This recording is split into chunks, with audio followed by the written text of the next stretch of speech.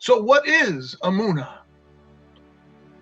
Spelled out in the Pictograph, you can see the images of the letters that are used to spell this name, or this word, I'm sorry, not a name, but a word, Amunah. We have a Aleph, we have a Mem, we have a Ua, a Nun, and a Hey.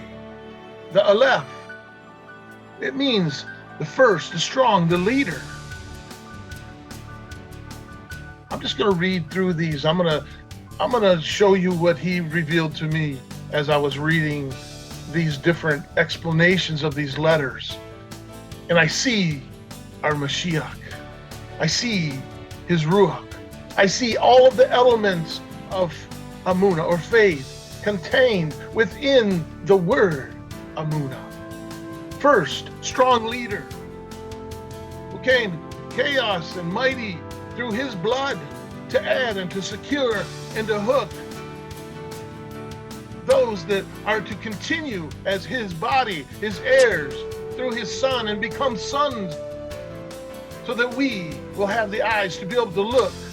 We'll have the ability to speak, to reveal this truth through the breath of the Ruach that has been given to us as a gift,